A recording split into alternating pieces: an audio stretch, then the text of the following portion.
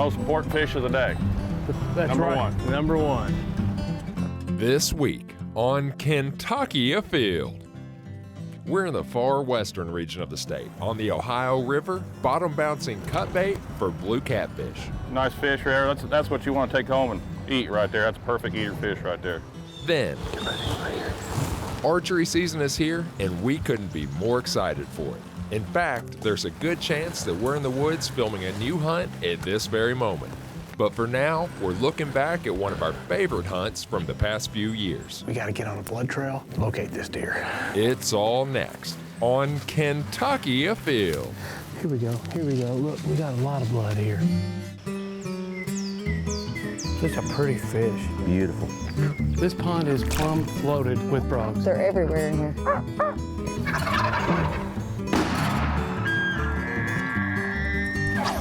Yeah, this is a good fish right here. Really good fish. Come here, girl. Yeah, boy. That's a big rabbit. Nice job. Yes! Yes! My first musket. Mercy Leo! Yeah, look at it. It's a keeper. Here it goes. Boom! Wow, that happened fast.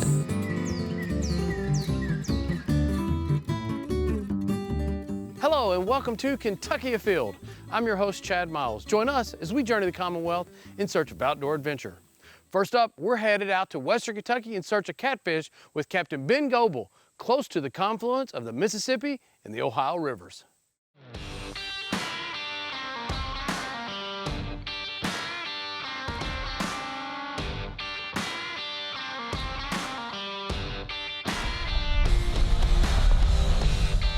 Well, today is a day that I have really been looking forward to. This is actually my second time out fishing with Captain Ben Goebel, and last time we smoked them. Yep. We absolutely crushed the fish. So we're actually at the exact same location, and I've been keeping up with your Facebook posts. You have been catching some really big fish this year. We've had a great year so far. Really couldn't ask for a better year. Our numbers have really been good this year. Well, I'll tell you what, we like to showcase some different things. We're going to fish similar styles that we did last time. It's called bumping. That's right. And bumping, the best way you described it to me is if you're a bass fisherman, it's like reverse dragging a jig, right?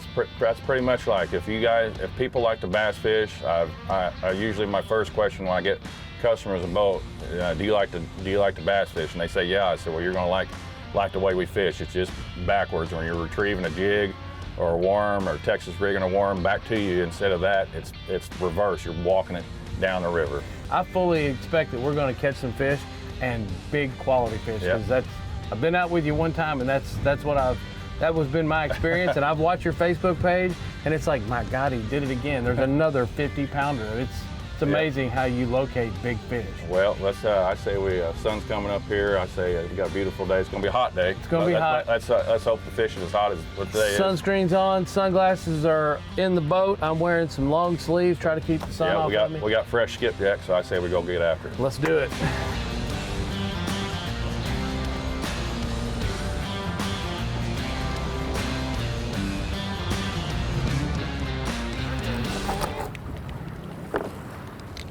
The way I like to hook these skipjack, there's a little lip right there. Just come up there, come right out the nose. All right. What type of flow you think we got today, miles per hour? We're booking here pretty good. You want me to go ahead and give her, let it happen? Go ahead, just drop it straight down. All right. How deep are we fishing today? We're gonna be in the 30 to 60. All right, now, I just felt the bottom. Yep, and then remember, when you want to let it out, you just let it out as you're coming up with your bump. Something just tapped mine. Yeah, I got one tapping mine too. Got a fish on? I think he came off. He might still be in.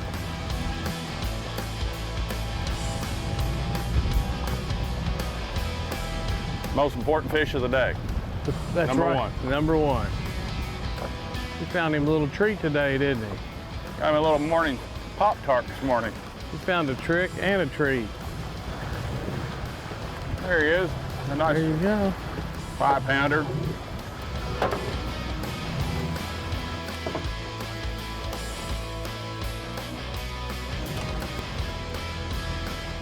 I'll tell you what. There. Buzz. Nice fish there. That's what you want to take home and eat right there. That's a perfect eater fish right there. And they can range from 5 pounds on that big of a piece of bait to 100, huh? Yep. This little guy's just getting going. So going back and getting our bait on.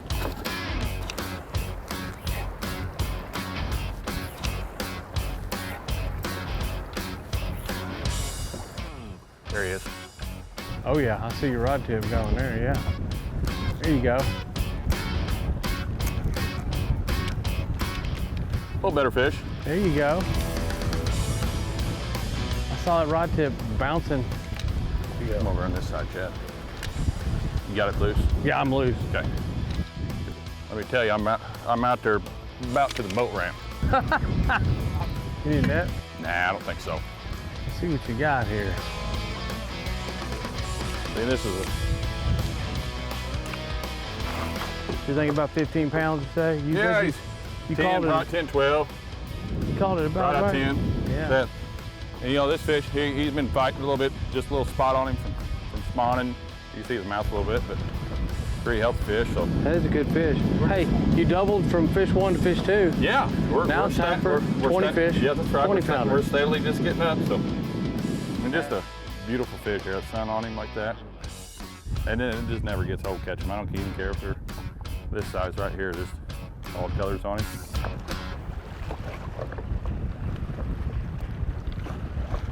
Started hitting that bottom. It's just like knocking on the door in it. Yep. Using 6 ounces of lead, you think it would happen really quick and easy, but when you got flow like we got, Yeah, it's like you think you find it right away, but when you do feel it, there's no doubt. Okay, there you go. There we go. good job. Uh-oh, here we go. You got one too? Oh, now it's on. Ah, I don't think he's there. It's a small bite. We about made her a double. Yep, there was A small definitely a bite. bite. This one might be more like a 8 or a 9 pounder. Yeah, right there. There we go. Poor fish didn't even get the bait. Tell you what, it's still such a huge fight. You think you want to come out here and everybody goes, oh, I want to catch a 50 pounder. You might change your mind when you get him hooked up. Yeah. Yeah, what is he? He's probably 6. He's 8. 8 pounds? Yeah. You start looking at the length of that fish and you go, well, okay, that fish is probably, what do you think, 28 inches long or better? Probably not quite that. Yeah, he's probably 24, probably 24 yeah, inches 21. long? I'll tell you what, now maybe I'm getting the hang of it. Maybe I'll get another one here real quick.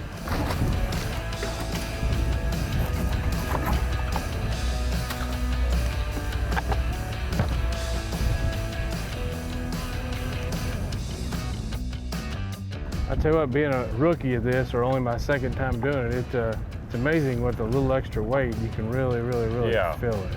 Oh, in reality, you know, we like to get them baits back there, but you can still catch fish up here close to the boat. The main thing is, in order to catch fish, you have to feel it. Yeah. You got to be able to feel that bottom at all times. As you start getting better at it, then when I run trips and stuff, then we lighten up your sinker as the day goes on. Yeah, that makes sense. There he is. Now guess what? I'm all the way back down there to the boat ramp again. There he is. I see him way out there. Oh yeah. Yep. Kind of fishing, you got all kinds of time to get the net. Yeah. Lollygag around, come back here, he's still 100 yards out.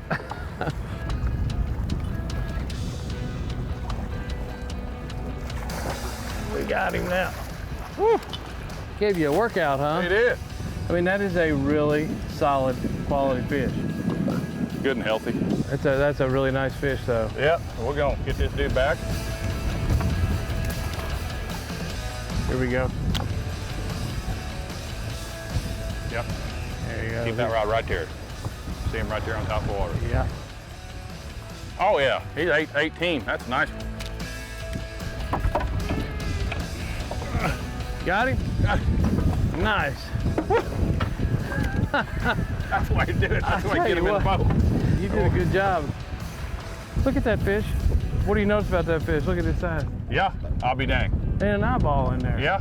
At all. He's been hooked probably before. Look, no eyeball. It's probably I've only seen that one time. that fish no has eyeball been in it. that fish has been hooked and or something, the eye's been removed and it's literally healed over and there is no eye. There's just skin. Just skin. But you know what, these fish, they work so much on sense of smell. Yeah. This fish is still very healthy and living its life. No eyeball. Yeah. Check that out. A one-eyed fish. A one-eyed fish.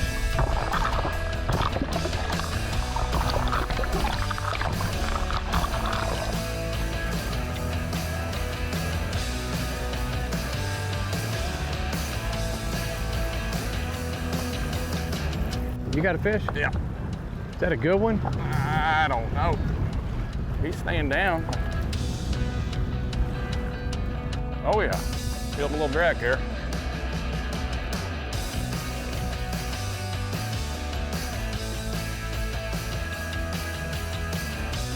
No, he's not wanting to be seen. He's gonna be a nice fish.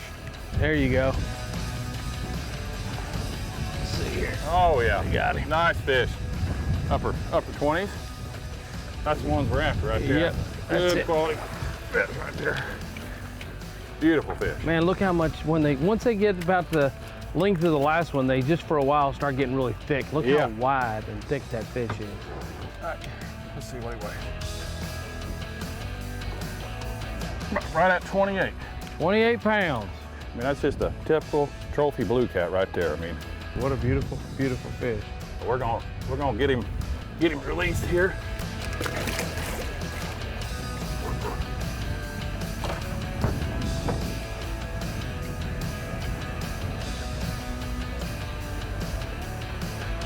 Got him? Same old size today. 12, 13 pounder. That's the slot today, seems like.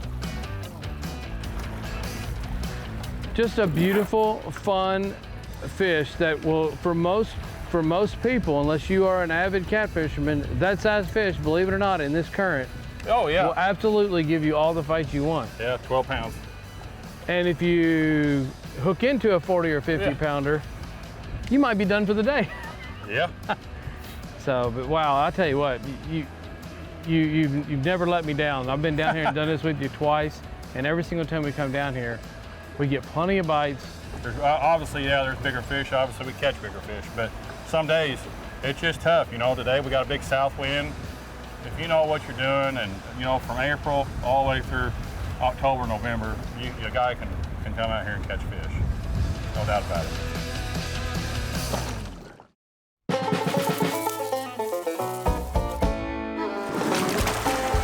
The Kentucky Department of Fish and Wildlife has quite a few individuals across the state that are private lands biologists. And that's something that you kind of work with those individuals to help the habitat of individual landowners for wildlife's sake, right? Yes, Chad. The state of Kentucky is 94% privately owned. And it's important if we're going to manage wildlife across the state to ensure that we're managing the private land. So we have 17 biologists across the state to provide guidance to the private landowners, and with the hope is that they can write a plan for you free of charge to incorporate wildlife management practices into their everyday operation. Not to take their land out of production of any type of farm aspect, but to incorporate wildlife friendly practices into their operation for sustained populations. Every one of those land uses have an option that you can incorporate wildlife management into it, and not only provide wildlife habitat, but increase your profitability of your farm by doing certain practices. So that's what the key to our program is, not to take away, but to add by implementing some of these practices into your everyday management. So if you're a landowner and you've thought, man, I'd like to do a few things different without affecting my productivity to help wildlife, it's a pretty easy way to get started, isn't it? Yeah. So you can simply go to our webpage, go to My County Contact, select your county. It's usually about the bottom line of the private lands biologist, and all their contact information is there of who you can contact to start the process. And once you reach out to them, they're going to help write a plan based on what you want to do on your property, right? Yes, correct. It's not our objectives, it's your objectives that we're trying to meet. Again, if you're not happy with it, you won't sustain it, therefore you'll take away all the gains we made. The idea behind this is to make wildlife a byproduct of how you manage your property. So that every day you're doing something, you're actually helping wildlife. Mm-hmm. That's the idea behind what the biologist is hopefully going to provide you. The great news is that there are some programs with some additional funding that you may qualify, and you have some focal areas that have some additional funding that's available that you can actually help individuals maybe meet their goals and help fund it a little bit as well, right? Yeah, so we have funding across the whole state. So if you're in one of those areas, look for some mailings and some outreach material that may come to you letting you know what's available. But again, across the state, there's opportunities for funding to help you with practices. I tell you what, I appreciate everything you guys do. I get out on a lot of land in the state of Kentucky, and I can always tell when I'm on a piece of property that they're working with the department. There's more wildlife, and it just seems to be more productive land. So I appreciate everything you guys do. Thank you. Yeah, thank you. It makes it great for an outdoorsman, I'll tell you that. Yeah. For more information on how to improve your land for wildlife, visit fw.ky.gov, click Wildlife, and then scroll down and select Improve Your Land for Wildlife. Or call 1-800-858-1549.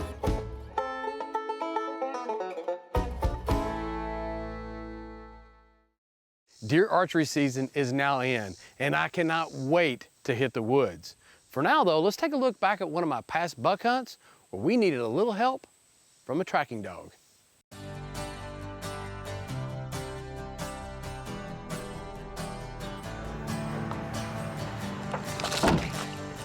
The leaves are just starting to turn and it's cooled off a little bit. I tell you what, the acreage is really falling, and we're going to focus on getting into an area tonight where there are a ton of oak trees. So if I can get in a spot where those deer are coming in and feeding on those acorns, it ought to be perfect. I hunted this spot one time before and I had a very close encounter with a couple of does. Now my wind wasn't perfect, but tonight the winds have changed a little bit and it should be a perfect situation to get me a close deer encounter, and you never know.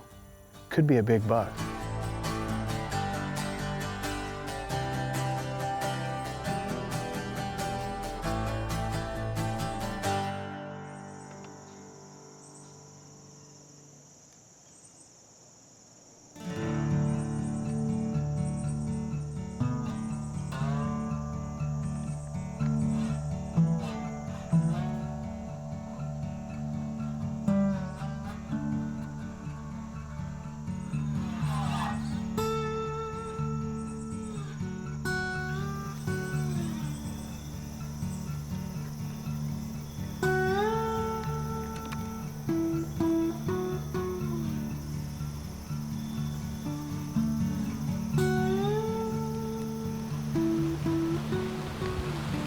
Well, that little doe showed up completely quiet. Looked up and it was standing 15 yards away. We watched her for about 30 minutes. A little bit small, and it's so early in the hunt. Little did we know that it's gonna rain. So now we're sitting up here second guessing that maybe I should have shot, but you know what? It's still early. We've got a lot of leaf cover, so not that much rain's getting through. We're gonna hold tight and see what happens. The deer are moving now. It was early, 20 minutes into the hunt. We had a deer in range. Pretty exciting.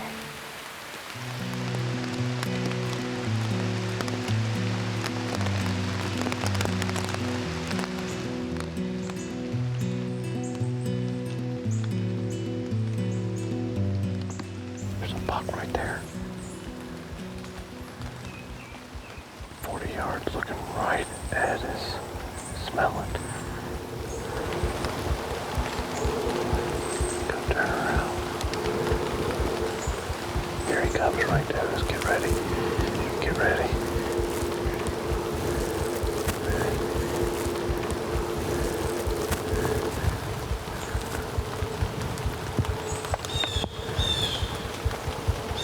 Get ready right here.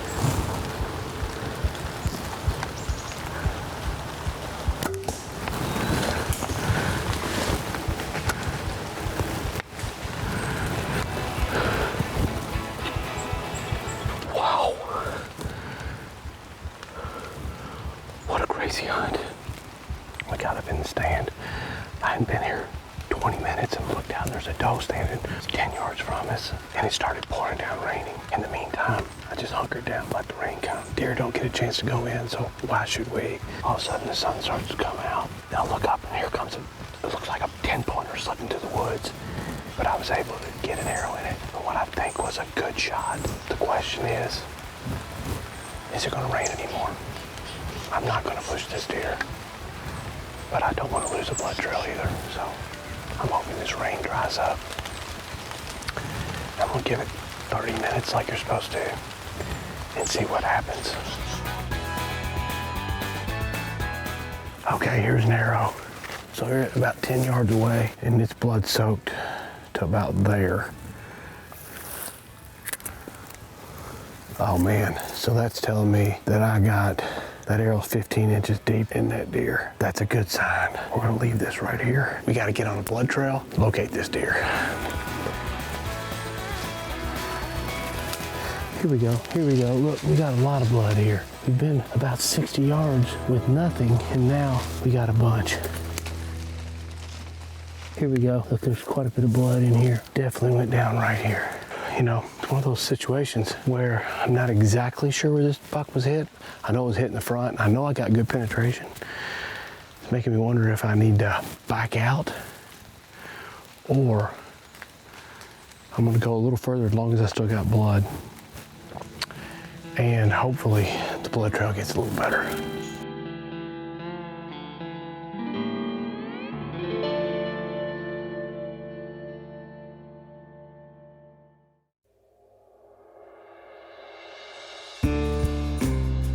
Well, last night we shot a pretty decent buck. We knew we got good penetration. The rain had stopped, and at that point in time, we looked at the weather and it got down to 46 degrees. So I happen to have a friend that has a dog that you've been training to find deer. And she's actually found 3 or 4 already, right? Yeah, she's done pretty good. She's still a puppy, so no promises, Chad, but I feel like she'll do pretty good. There's a lot of different breeds of dogs that people use for this, but tell me what kind of dog she is. So she's a wire-haired Dachshund. Thought this breed was cute, first of all. You know, it's a wiener dog, come on, man. But the benefit for them too is they're smaller, so they're easier for me to keep up behind. I left the arrow, all the blood is there, so I think the best way is to start at the shot location. Yep, see what she does. You guys have an idea of where the deer went. For anybody else that is hunting and needing to use a dog, just keep a mental picture of what exactly happened so you can lead the dog in the right direction, but we'll just let her make all the decisions this morning. And you're gonna keep her on lead the entire time? Yeah, it's required in the state of Kentucky, so we'll keep her on lead, keep her close too. We wanna make sure if by chance the deer hasn't expired yet, then she'll be close enough I can get her back. The crazy thing is too, a dog this size is pretty easy to handle and control, but yet she's gonna be able to go right through the brush and pretty much she's gonna lead by her nose only. Hunt him up, hunt him up, find him, find him. You know, all this is pretty darn new to me. You know, I've bow hunted for a while, but even at a bow hit site, the amount of just splatter that would go everywhere that we can't see with our naked eye is pretty incredible. So you gotta kind of let them work it out at the hit site because they're getting all kinds of stuff here.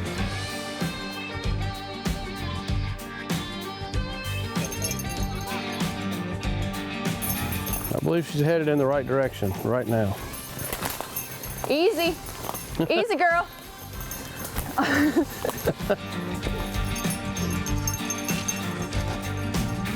Yep, there's blood right here. Good girl, Sookie. Good find.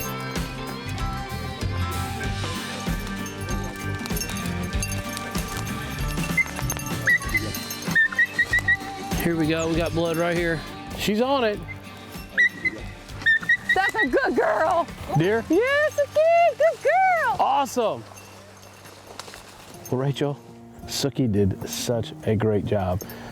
I tell you what, I can't tell you how impressed I was with this dog. It's so young, and there were so many times we weren't seeing blood for 50, 60, 70 yards, and the dog would be leading us off at a path where my mind's telling me, wait a minute, that deer's not going uphill, right? Sure, sure. And then we find a drop of blood. Yeah. We're like, wait a minute, this dog is on to something here. It's hard. I think as humans, it's hard for us to say, well, that doesn't make sense to us, but just trust their noses. It's really incredible what her nose can do, and we would never be able to see it. What a nice recovery. I'm super excited. I'm so proud for you. It's a really good buck. It's a nice deer. Yeah. It's a, it's a mature buck, and I'm super, super happy to have it.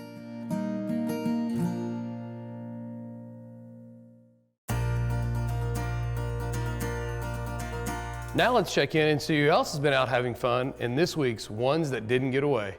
Check out this beautiful turkey and a great picture of Wyatt Taylor, who's 10 years old, who got this beautiful bird on the last day of turkey season in Grayson County. Nice job.